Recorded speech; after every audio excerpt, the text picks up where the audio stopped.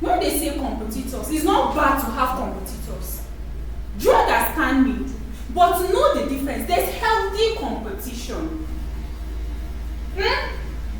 Healthy competition is when you love what this person is doing. You're not hating. You're there trying to be like that person. You're learning from that person. You're studying that person. What is this person doing right that is getting the result? What is this person doing right that is getting the result that he or she is getting? What can I do? What can I do? Do you understand me? What else? What is that person doing? Is this something I can also do? What are the person's lapses? This is how to do competition. Not the kind of competition that you're starting from zero. You want to now start competing with somebody that is already won. People will catch you. Do you understand me?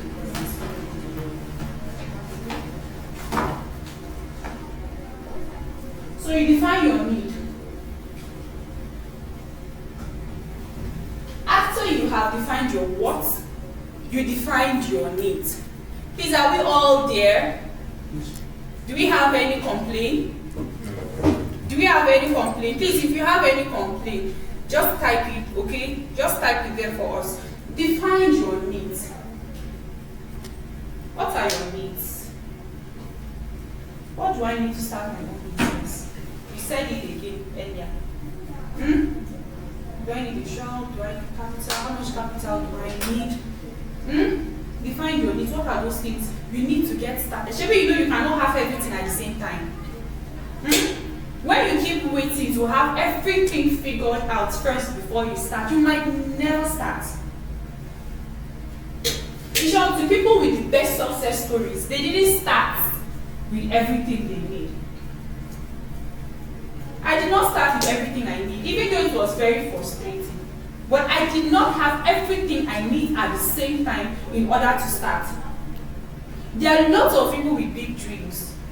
Like they know what they want to. Like they have the desire to do this and go that. But why have they not started? They will tell me that they are waiting for this, they need that, they are waiting. Make use of what you have at your disposal. Make the best use of it. Leverage of it and just start from somewhere. Do you know the advantage of starting small is far greater than the advantage of starting big? A lot of people don't know this.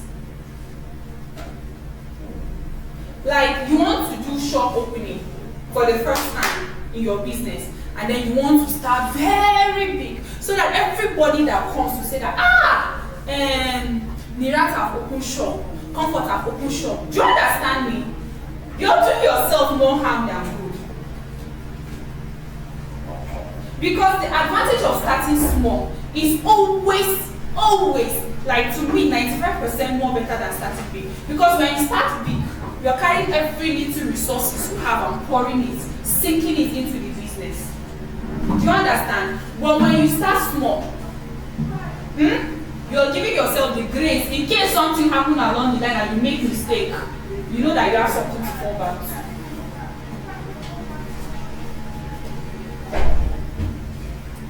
Please, are we on the same page? Yes. So what do we say you do?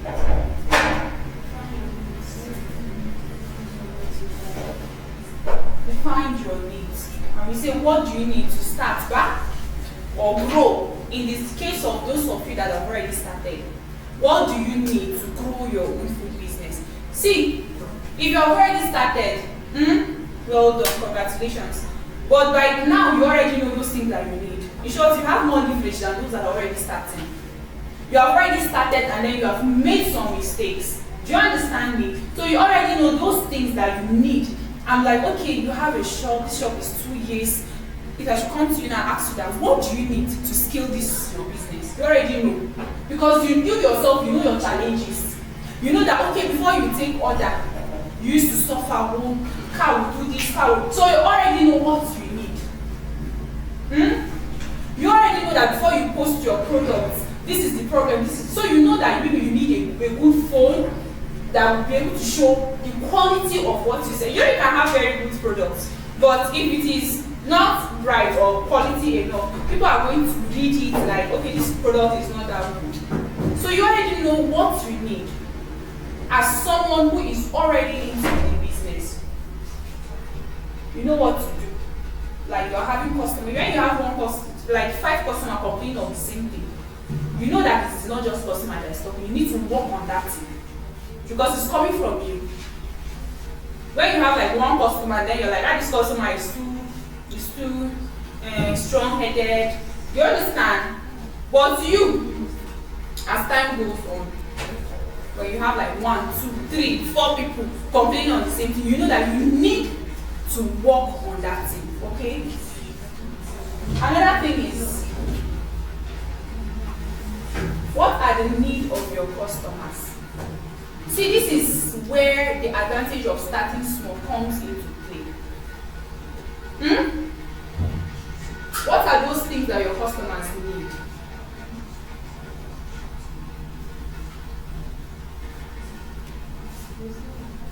Is there someone that is not sitting?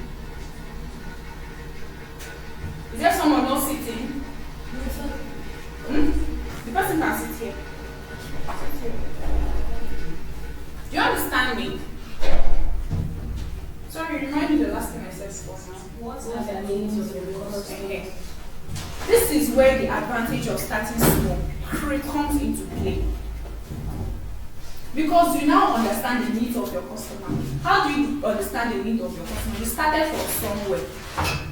And because you started from somewhere, when you have customers consistently asking for something that you do not have, you already know that, okay, this is a need. This is now a necessity because you have the market capacity for it. Your customers need this. Do you understand?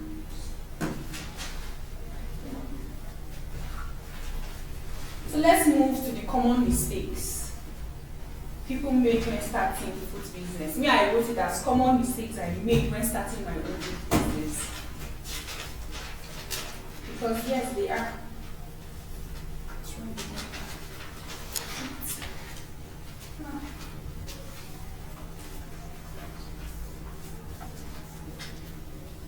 So common mistakes I made. Me personally, because like I told you,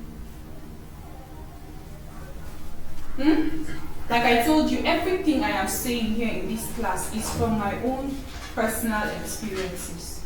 So some of the mistakes I made when starting my own business was going into the business without really understanding how it worked.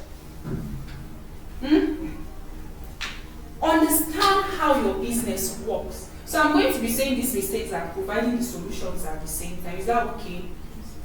So you need to understand how this business works first. You want to go into tomato business. How do they do it? What do they do it? What do I need? How do they go about it? What are those things I need to do? If not, I'm going to run at a loss. Understand how the business works first. Like the first supply I made is the reason why till today, the thing just puts one kind of fear in my body. If you come to me and say that you need a truck of this, I'm always, it's a yes so, but the first thing that comes to my mind will first of all cut like this. Because the first supply I did, that supply, if I did it, I would have ended up with like $1 million, but to God, I did not come back home with up to 20,000 naira. It was that bad.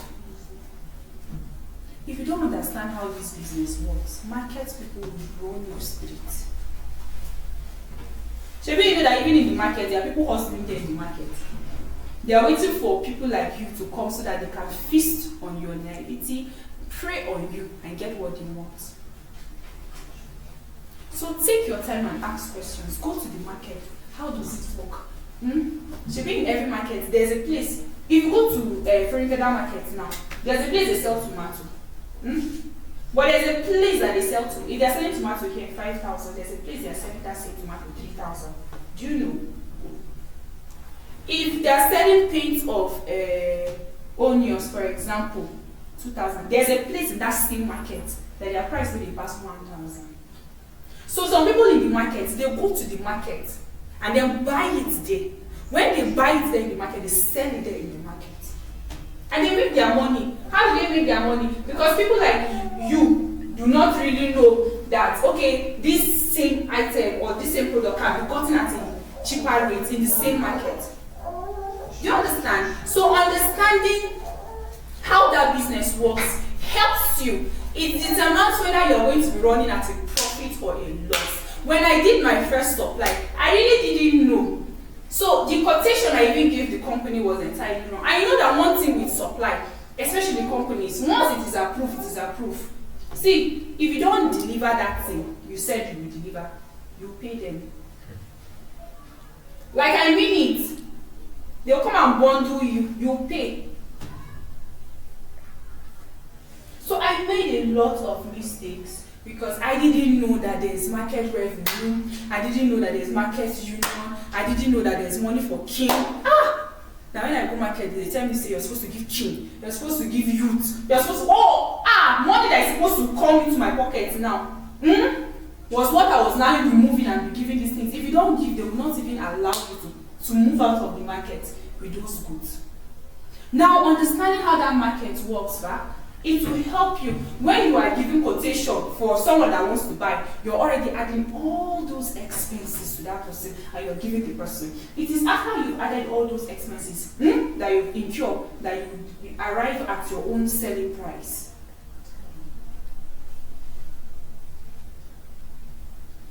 You can sell a product now, you jump in, you've made sales, sold that. Ashay, even your money, you will come out. Because you did not understand what you're doing. You did not know that you're supposed to add transportation, you're supposed to do this, you're supposed to do that. Do you understand? When you see us going to market with paper and Bible, I still say it's like a school.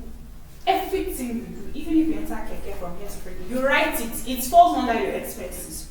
So it is only when you have deducted all those things, do you understand, that you're going to know how much you need. Any question?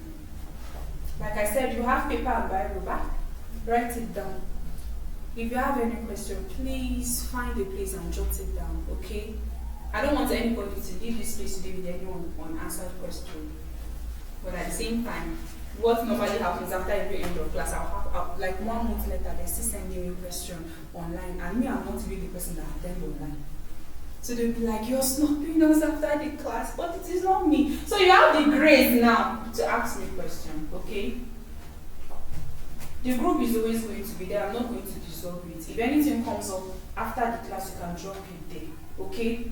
I might not respond immediately, but when I have the time, I will drop my own suggestions to you, especially for those of you who are actually going to start the business. So let's move on to the next mistake I made. Always remember to start small.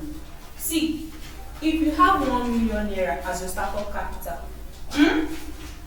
are you starting with 1 million? How much are you starting with? How much do you intend to start with? Divide that money. Me, I will even say divide it into 3. Not even into 2. Always remember to start small. I've always said it. People that are always in a hurry to start business big, you don't even know how that business works. You don't even know those. You know, it's when you're in the market that you're going to be learning small. You're like, I did this. No wahala, I don't learn. So next time, you know what to do better. You know what to do and what not to do. But when you already start very small, very big, because you want to show people that yes, you can do it. When that money sink now, what happens? You're not going to go to bank and start loaning money for business where you never even understand how they work. That is why people struggle in business. Debts. You're just selling to go and return money. You're just selling to go and return money with interest for that matter. Start small. You're not in a hurry. It is not a competition. Nothing will happen if you decide to start with 5 mudu of beans. Start small. Me, it was not a mistake I made, but I know that it is one thing. The only reason I didn't make that mistake was because I did not have the capital there. Do you understand? When I was starting, I did not have the capital, so I just started with the little I have. But as time goes on, I've gotten to see people that start business with 1 million naira at the end of 1 month, 2 months, 3 months. If you go to that same shop, the things you will see is nothing to write home about. And they will tell you your business is hard. When your business is You meet people every day, you're asking, how is the market is from one story to another. I remember one preacher that once said that some of you, even when you're doing well, they say, how is business, you're complaining. How is work, you're complaining because you don't want people to bill you.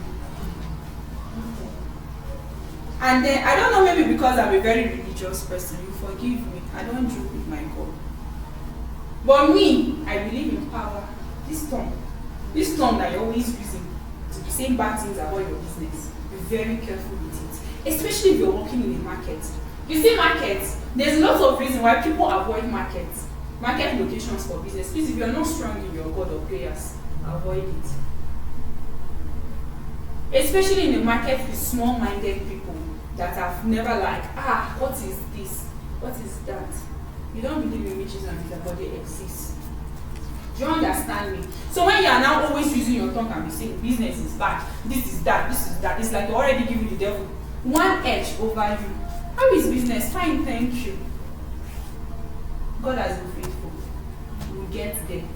We are not where we want to be, but we are hoping in the future. Speak life into whatever it is that you're doing, no matter how little. Do you understand me? So another thing people do is that they go into business without carrying out market survey. It's a very terrible mistake. When you go into business without carrying out proper market survey, it's a mistake, but you will learn. It's a mistake but this particular mistake, you can bounce from it. Because when you do like 1 month, 2 months selling something, you will learn by force that this thing I'm selling, this is not what these people need. Do you understand? If I will use all my money and store Gary, and every day they're coming to ask me for rice, should I already know that I have one product? But if I had carried the market survey before doing that, what would have happened? Would I have made that mistake? At least I would know that these people, the major grain they consume is rice, and I would concentrate on that product or share the money. I can have like 1 million naira. Maybe I decided to start with like 500,000. After carrying out my market survey, and then I get to understand that these particular people here, what they consume more is beans. So it's not as if I'm not going to put rice, acha, guinea corn, soya beans, no. But in that 500,000, I'm likely going to share 250 into beans. Then the remaining 250, spread it into other items that you know that they need, but it is not going to go fast. Because your ability to sell and make profit is by the number of sales you are able to make. How fast you can sell it. Do you understand? It's not by restocking your shop. When you buy something and come and keep for 1 month, 2 months, 3 months, it is still there. There's a problem.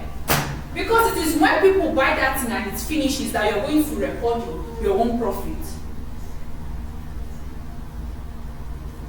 Do you understand? And this one again, it all bounces back to you starting small. If you know say you don't carry market survey, start small.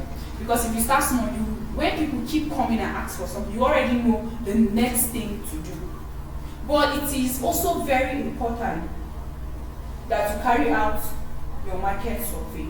Then you check out your location. That's the next thing. Your location. Not do mistake. Imagine someone opening boutique in this place now.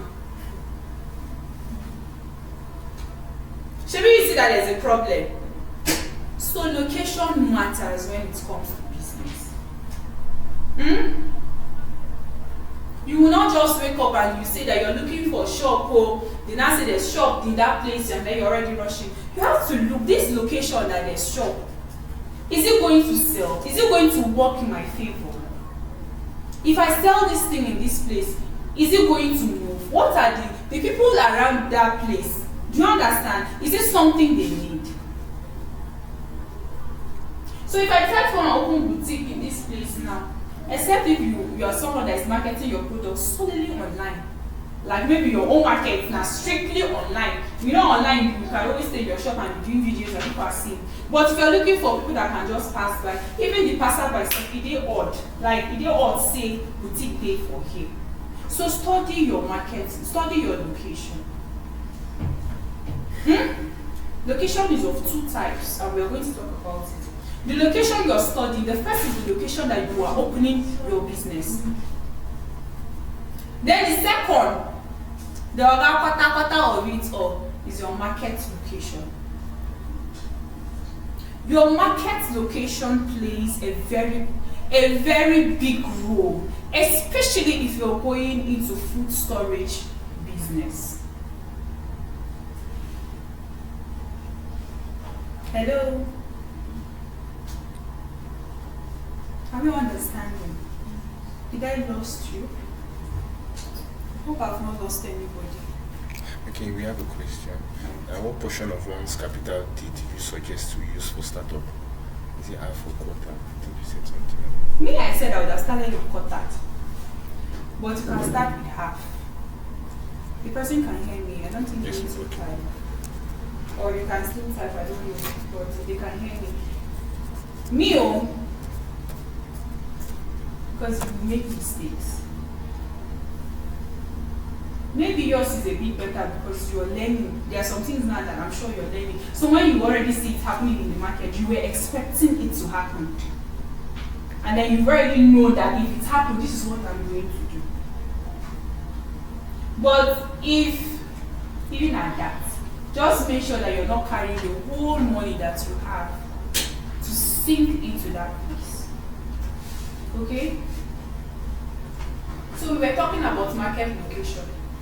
The first location is the one that you want to start your own business, right? The second one is your market location. Market location is that place that you used to go and buy your items, right? But it can also be the same place that you're going to sell. Especially if you're into food storage business. You see, food storage business is that all business. People think perishable is the most risky because it's perishable, but it's a lie. Have you done storage before? Have you seen people do storage before? Maybe they'll be telling you, they'll be jumping that the price of food, they bought it cheap, is expensive. So what's happening to food now? When I announced last year that I'm no longer doing partnership, a lot of people came to me and I said, see this one. If you don't understand market, you will fall. Imagine that I went and do partnership and I carry people's money now. People will be on my head and you want to go and do something you don't understand. I did storage business. If you want to ask how I was able to get to where I am, two things brought me here. Food storage business and tomato business. I did storage business and God knows I so milked that opportunity. But again, it don't mean say I did not record loss so, because it is very complicated. Now, one of the ways you can avert those losses is being very conversant with different market locations. Do you know why? When beans start dropping somewhere, the market price does not drop everywhere at the same time. Anything that starts dropping, should be where it start dropping in the east. Has it dropped here? Even if it has dropped, it's not one kind of drop that if you have palm oil for storage that you fall. It's gradually like that. Do you understand? So knowing your different market location, know where this thing is sold expensive, know where this thing is actually sold cheap. Be conversant with your market locations. Please, if you are not very conversant with if you just know one market, I beg you, stay away from food storage business for now. At the same time, it's not always loss. Knowing your market location can make you to have more profit than somebody. Because I can have something now, like the people that send us oil in East. The oil we do is from Isuka, and then we don't buy from the market. We mill it. We buy the farm fruit. Do you understand? And then we mill it. But before we got to this level, we had people that were sending it to us. Now this is what they do. Even though they have their own oil, they prefer to sell it to us in the north than selling it there in the east. And they were leveraging on me. Do you understand? Like I was becoming like their major, I was buying from them. And then I was having a lot of people, they just needed to make sure that their oil was good. Now, if they sell in the east, will they have sold at loss? No. So why do you think they prefer to send it down here? Anybody? Why do you think they would rather prefer to send it down here than send it there? It's because they understand that market location, here in this place we don't have it in bulk, so it is expensive. So they know, they have weighed it and they know that they are going to get more profits here than when they sell there. So understanding your market location is not just because you want to avoid loss, no. It is also because you want to make more money. It's the same thing with tomato business. We sell tomato. Why are we not selling in just like all these our neighbors are doing? Because we know that we'll make more money if we are sending it to the east. If you are sending it to Benue, Warri, Benin, all these places, they don't have food. So this thing is gold. If you want to sell it here in this just, you know that your profit is no more than 500 or 1,000 at least in the basket. Even the 1,000 people will come in. Why? Because they have access to the market. They already know how much it is sold. But in those places, if you decide to add whether like 3,000 naira profit, they will still buy because they have weighed it there. Even with your 3,000 naira profit or whatever profit you choose to put, it is still more expensive in their place than it is here. So understand your market location. It is either going to make you or marry you. It is either going to make you record huge sales, profit, or losses. Do you understand me? Do we have any question online? No, man.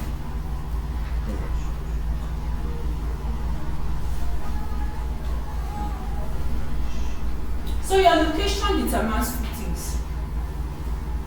Your location determines the type of business you are going to go into.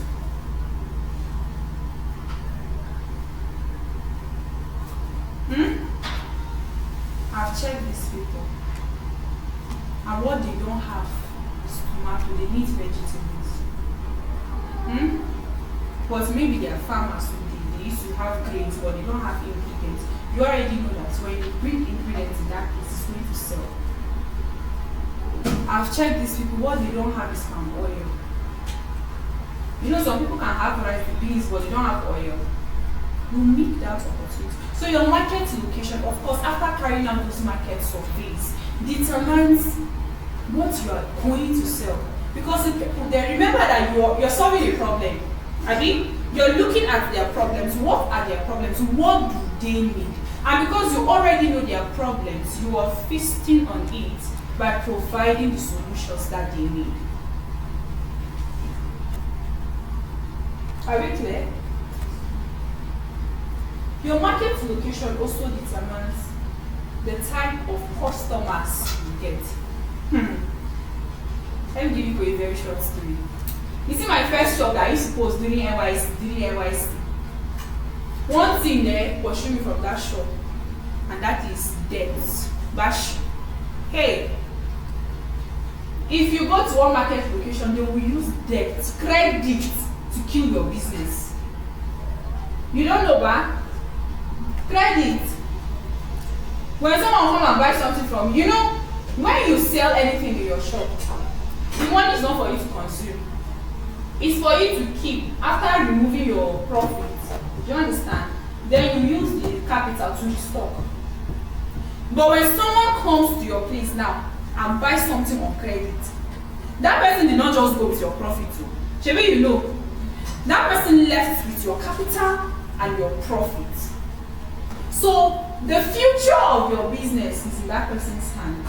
The continuity of your business is in that person's hands. There are some people, you don't study this kind of like all this all this ghetto environment. You already know that of course you have people coming to pay you for one bowl of gari, they have not eaten with their family for 1,000 years, this, that. And then some of us, whether we don't even want to give the bashi. You know, there's a way someone will come and sit down on your head and then, hi, like this person have not eaten. There's this woman said when she wants to come, I said she will come with her children. I'm not kidding you. And I don't know whether she used to pinch the boy before one boy I don't know, because when the boy just come, he just be crying. So when she said her children have not eaten for, no matter how heartless you are, Do you understand? You want to give, and that is what business does not like. Business, they don't mix business with emotions. Take your emotions out of the equation. You need to be logical.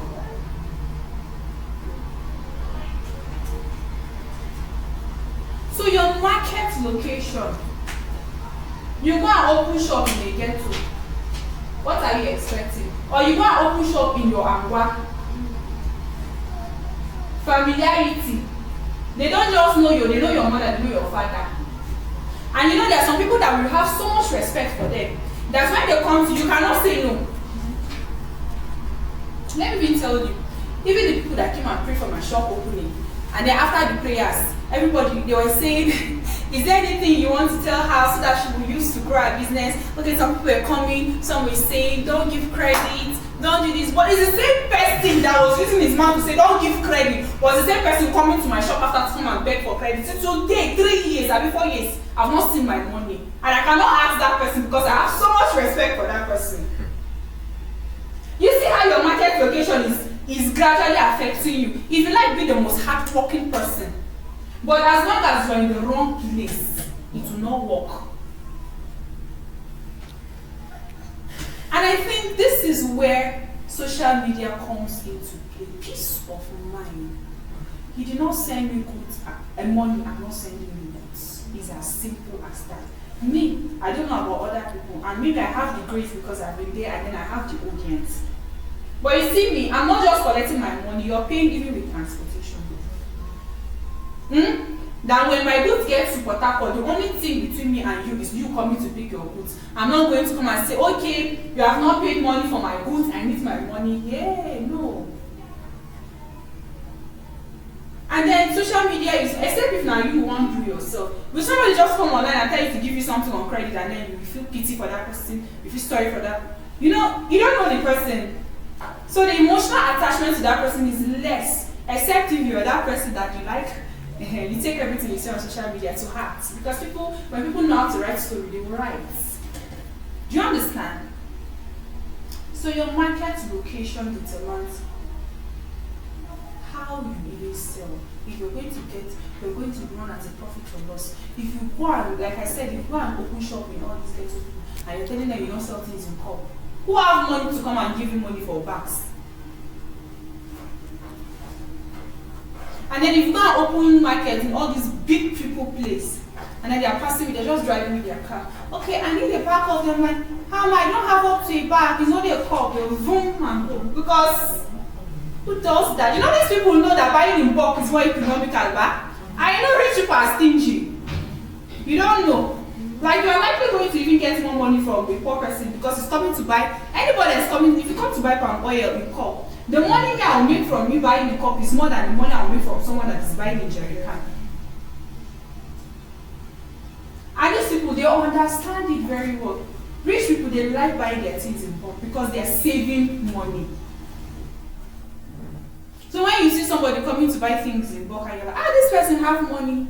Yes, the person have money, but the person is at the same time trying to save his money. Do you understand? It's just like buying a tomato in basket now, maybe a whole basket 5,000 naira, and then every day you're going to go and buy 200 or 500 naira tomato to go and cook. It's like you're buying when you can just buy that 5,000 and then to take you the whole month. But in a week, you're buying tomato for 500. You're spending like how much? Do you understand? So know your market location. What kind of people are in this place? So that you will know how you're going to package your goods. You will know how you intend to sell your goods. Like me now, you cannot call me from Bori and tell me that you want to buy tomato painter. Yes, we have exceptional cases where people ask. But I just tell them plain like I said, I think buying this amount or this quantity of goods, paying for transportation to that place is not worth it. Do you understand me? So my audience, my customers, this market location, it has helped me to understand the kind of people, my customers, the kind of goods I have, and then how I'm going to even sell them. Do you understand? It is also going to define if you're going to be selling in bulk or you're going to be selling in smaller quantities.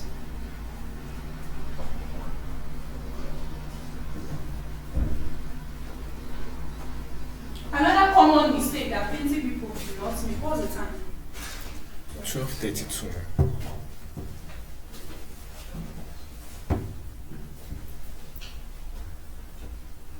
Another common mistake people make is they don't differentiate their business money from their personal money. Child, very risky.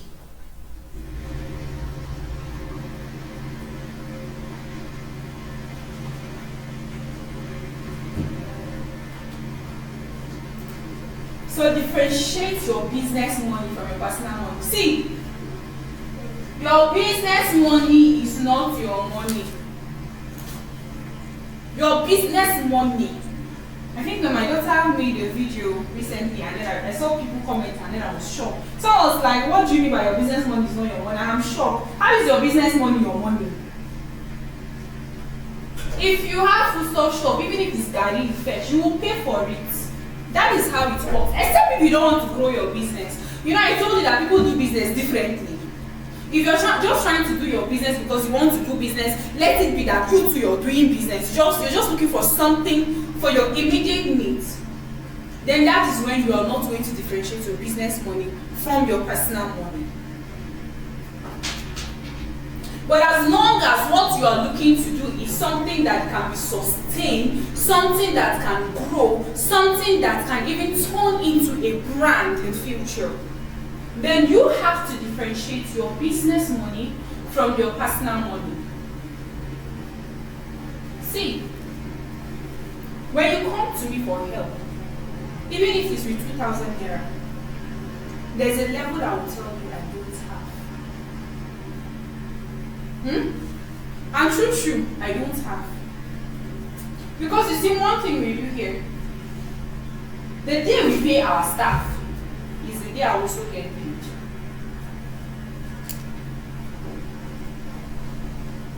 I pay myself salary.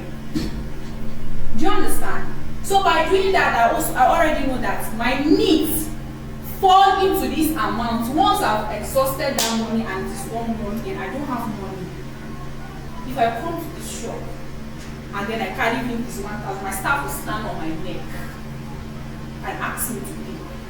And when it's time for salary, it is being deducted, or I will collect it and say that, okay, how much am I owing you? I'll give it.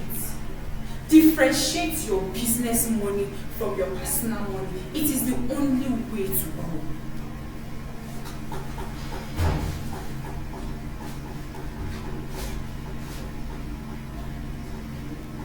This one is hard. It's very hard. Because you can be a married man now. You're in the shop and then they tell your wife is in labor. Or your mother-in-law will call you and tell you that she was climbing a tree to do what, then she fell down. So, do you understand me? But, like I said, business is not wrong with emotions. You're carrying this money and you're giving it now. Is it coming back to you? And you know, business is something. If you keep removing money, if I remove money today, I remove tomorrow, I remove next tomorrow, and then the money is not coming in. There's something called cash inflow and cash outflow. They work hand in hand for your business to go. This money has to circulate. If it doesn't, you're aiming for a doom. Once money just keep going out and it's not coming in, be rest assured that in the next 1 month, 3 months, 5 months, 6 months, it depends on the volume of your business, you're definitely going to crash. So differentiate your business money from your personal money. And the best way to do that is like, you already have a need, whether we like it or not. I'm not saying that you're going to neglect. You have children, or you want to eat food, you want to make hair as a fine girl that you are. Of course, you don't want to be looking like a grandmother simply because you're selling tomato. Do you understand me? What would you do? Pay yourself salary. And you're working too now. Maybe you know this thing you're doing is work.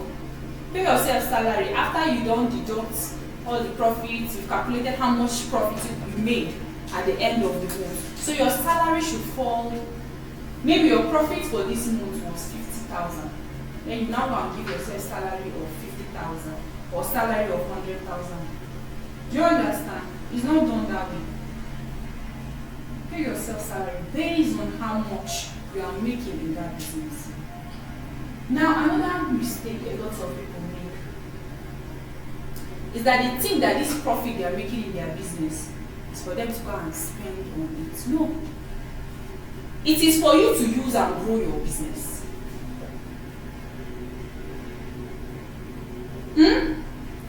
Always put back certain percentage of money that you're getting back into the business.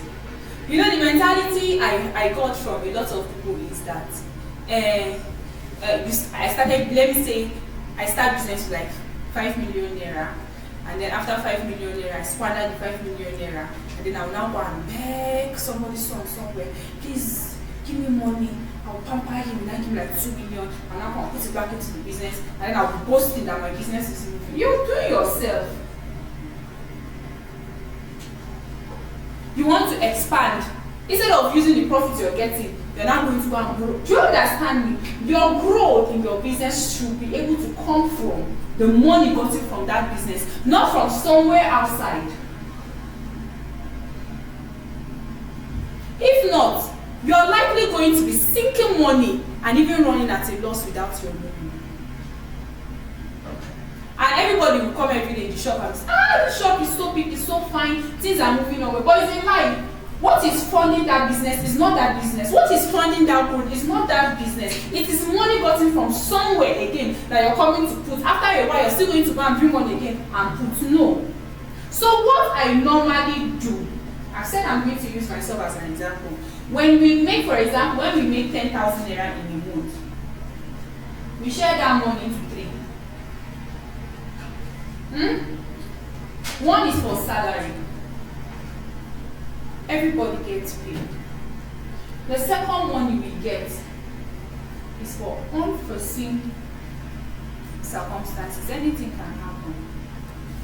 Do you understand? You keep certain amount of money in case you need something urgent in the shop.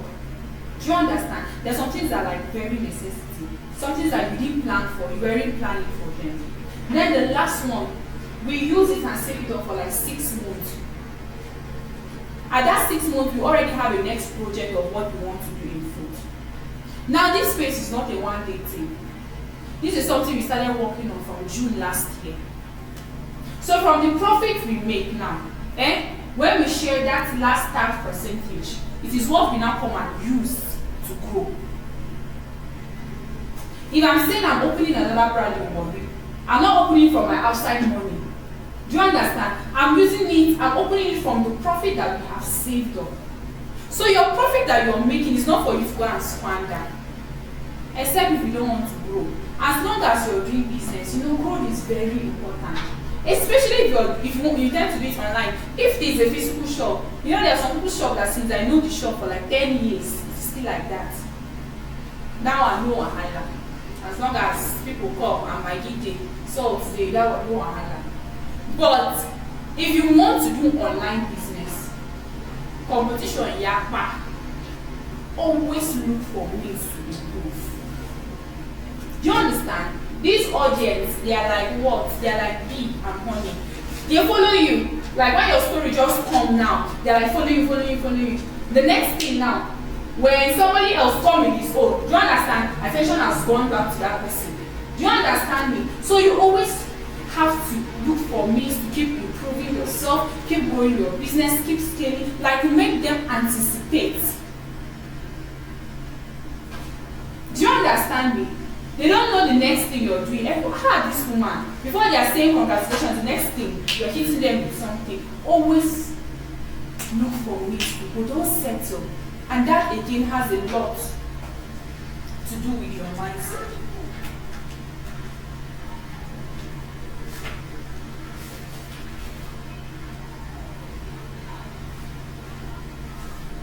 Another thing is record keeping back. People just want to make sales, they just want to record sales, they just want to make sales, but whether they are making the sales how, they don't take proper records. That is very bad. How do you know if you run at a profit or loss? I have records of my business from 2020, October. And then I have that booklet somewhere because I just feel like it's my treasure of how I started and all of that. Record keeping is very important. If you want to grow your business, if you truly want to understand how your business is going, if you want to understand if you're running at a profit or loss, then you need to keep proper record. Now, a lot of us we are very lazy when it comes to writing. But you see, for record keeping, you have to write. You can actually keep your records either manually or digitally. So whichever one you think is best for you, maybe some don't like writing or some like pressing computer. You do make use of something, but make sure that you record. No matter how little that person bought anything from your shop, even if it's 10 naira Maggi, write it down. Record keeping, you record your sales. You record your expenses. When I'm going to restock my shop, see, we record things as far as even recharge card we put on our business phone. Before now, my money, it's not supposed to be my money. Maybe it's business call. I'm not using it for personal call, so it should fall under that category.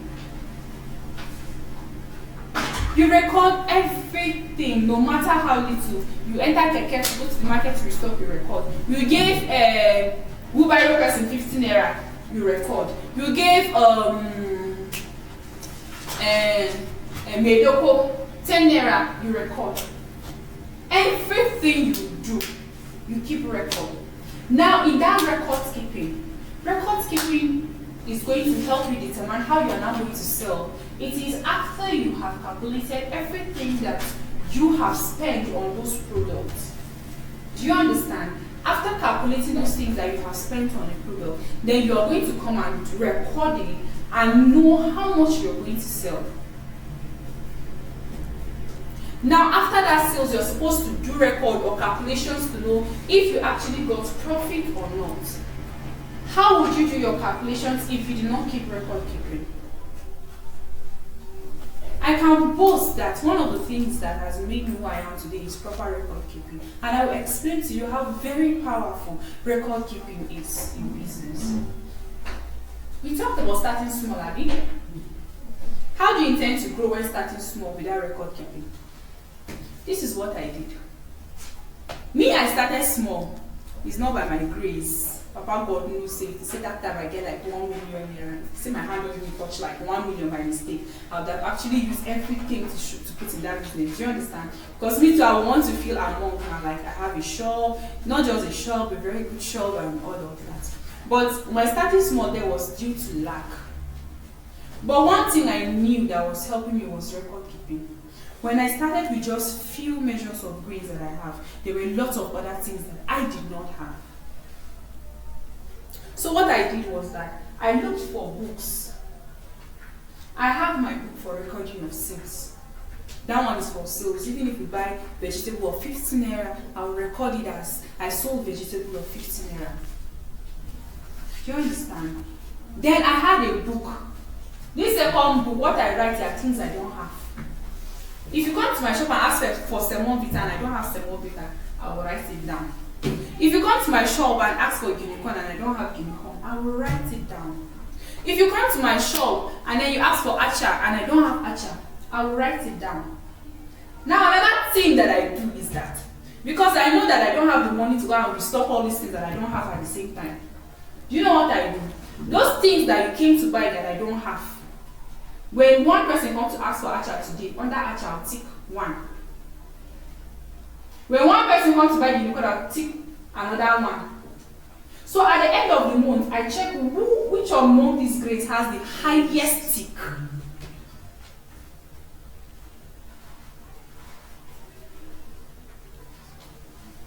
Do you understand me? So the one that you're taking it to know your customers' needs. You're taking records of what you know that your customers are looking for, what your customers are expecting from you that you do not have. So because you started small now, there are some things that you had in the shop now that people will not even, was it soya beans? Yes, I had soya beans. Soya beans did like 6 months in my shop before it's finished. 10 months. So nobody had to tell me that, Soya beans is, do you understand me? So there are things that when I brought, in less than 1 week, they are finished. In less than, like, I'm always going back. At some point, I was going back like after 2 days.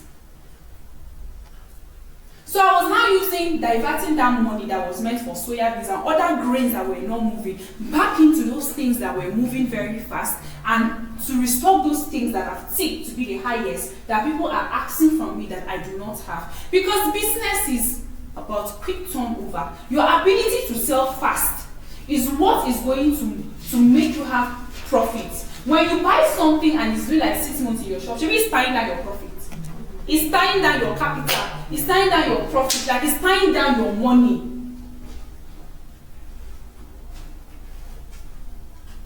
So how would you be able to grow if you're not taking proper record keeping? How would you grow if you're not writing down those things that your customers need that you do not have? Do you see how powerful record keeping can be? I'll tell you another instance. December 2024 project. If you followed me from that time, I don't know. We did one project of December 2024, the attempt to record the highest number of sales. Yes, we did. We did to date.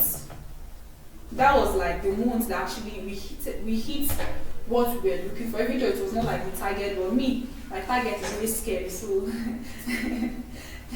when I say I want to make 1 million naira, people are thinking of 1 million, me I'm like thinking of 100 million. That's how my head is. So even though we're not able to hit that target, but we're able to move like more than half of what we had already planned.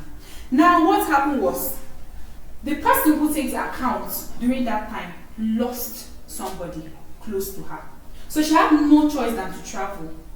Now the mistake was we just kept piling up because she promised to be back like in 3 days. And then she came, you know how sometimes all this dead, there are some things that you don't have control over. So she did like almost 2 weeks before coming back. Because when they went, they were doing serious family crises on properties and of that and of that. So we were too busy because we were already having shortage of staff. So we just kept doing the sales. Yes, we were recording the sales, so we had to come and calculate. You know, aside from recording that sales now, you're supposed to record daily profit. If you cannot do daily profit, you record weekly or monthly. Monthly is even too far. No matter how bad, record it weekly. We will do daily.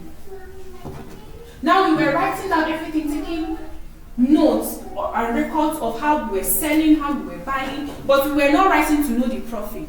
Now it was after 2 weeks that she had come, and already 2 weeks far gone into our December 2024 project, that we realized that almost all the profits we were making were on tomato. My grains were selling at a loss. But the reason why we didn't feel it was because tomato was, another department was covering for it. Now, if she was around and we did that record sales like daily, you already know that when you hit this thing, when you take records and then you do your calculations and then there's loss on grades, tomorrow you will know how to adjust prices. Do you understand me? So, except if you just want to suffer yourself and be working for no reason, record keeping is very important. Because that is where you know if there's a mistake that you need to work on, or there's something that you need to adjust, anything at all. It can even be that you're having too much profit. There can be too much profit, Abby. There can be too much profit too. There's profit that is too much. See, if we have already budgeted that on each basket of tomato we are going, I'm not saying that's how we do it, but I'm just giving you an instance. If you budgeted that on each basket of tomato we're going to get like 1,000 naira. If we recorded sales and then we saw that the profit we made was like 3,000 on each basket, we will bring down the price.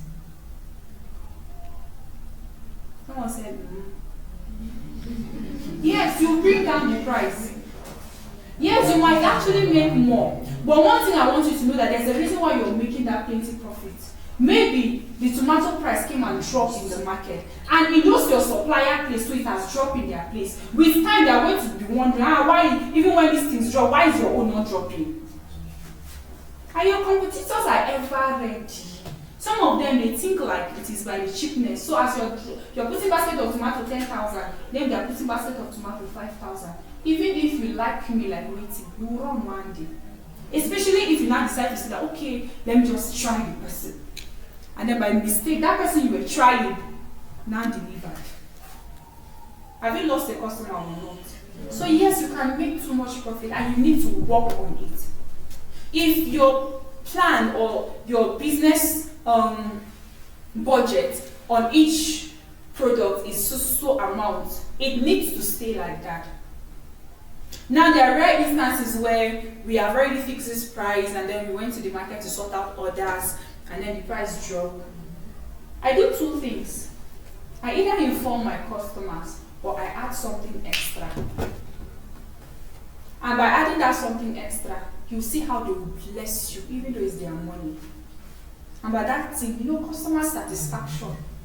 You don't hit jackpots. Nobody will advertise for you like a customer will. Do you understand me? So if you're a greedy person, now you want to grow business, a business that people grew in 5 years, you want to do it in 1 month, there's going to be a problem.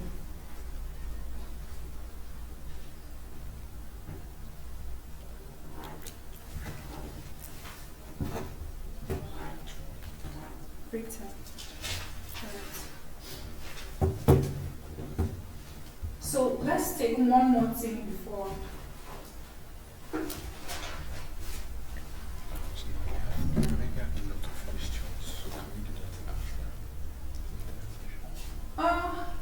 Are there written questions already? Do we have people with questions? So that we can go on a little break. People that wants to eat, will eat. Come on, Chichi. Should get ready. So should I read out the questions? Yes, please. Read out the question. So, and excuse me, please, if there's anybody here with any question, written down, we try to answer some and reduce it before we get jam-packed with other things. Questions are a lot. So the first question here we have from Shedrack Onyekomu. It says, please can you help us with a template of how record keeping should look like in food business? He has 3 questions. Let's start with number 1. Alright. Please can you read the question out and the name again? Shedrack Onyekomu. Okay. It says, please can you help us with a template of how record keeping should look like in food business? So hello Shedrack. So he's asking for a template of how record keeping should look like in food business. I don't know, because people do their things differently. But for me, I have a place where customers' contact is very important. Like a customer's name, very important. I always tell my staff that you see social media, anything can happen. I can wake up tomorrow and my account is hacked. What will happen with my business stop? So we have this big book. If you buy something from me today, we have your number. We have your name, we have your state. We have the list of items that you bought. Do you understand me? And then how we bought those items. That is how we do it. So when we compare how we bought those items and the money you paid to get those items, do you understand? After doing our plus and minus, we know how much profit we made from each person. Do you understand? So I don't know if I answered your question. This can be different. It depends on how you want to do your own. But for me, this is how we do it. We put out names, the contacts of the person, the list of items the person bought, and then the amount the person paid on each item, how we sold to the person, do you understand? The expenses we recorded. Then at the end of it, we minus to know if we made profit from that person or not. Alright. The next question. Please. So, the next question: what advice would you give to someone who is already doing maybe a business or job, but wants to start this business? Would the fact that you are occupied make it impossible for you to start? That's Bruno Mars. Sorry, one more time. So Bruno Mars says. I read it out so that. Okay, ma'am. So Bruno Mars says, what advice would you give to someone who is already doing maybe a business or job, but wants to start this business? Would the fact that you are occupied make it impossible for you to start? No. One thing that we are going to discuss, since you brought it up, let's just discuss it, is that you can start a food business without actively being in the market. Do you understand me? Your job does not stop you from running a food business. You can start a food business without saving capital. Do you understand? It does not stop you from running a food business. But, yes, you are not going to be physically present to do everything in the market. Do you understand? But of course, you need to be on mobile or computer or something. How many of you know drop shippers? What does drop shippers do, please? They connect suppliers to consumers. They get the goods from the person who has the goods and get it to the person who needs the goods. Good. I have a lot of drop shippers. If you followed me, you know I opened a drop shipper group. Was it last month? And they are doing very well. These people are not even in jobs. Some of them are in jobs, some are not in jobs. Some are already working. I have one that's a nurse. So what they do is that when I post products, of course in my dropshippers group, their own price is there. So when we post products, they carry the product and go and advertise on their own social media pages. If I am selling tomato 5,000, they can sell it for 7,000 naira. So when they have someone who wants to buy, the person make payments to them. They send us our own money based on the price we have gotten. Then that profit on it is their own. A lot of people are actually working. When I say a lot, I mean, we were even talking about it yesterday. I feel like my major customers now are my drop shippers.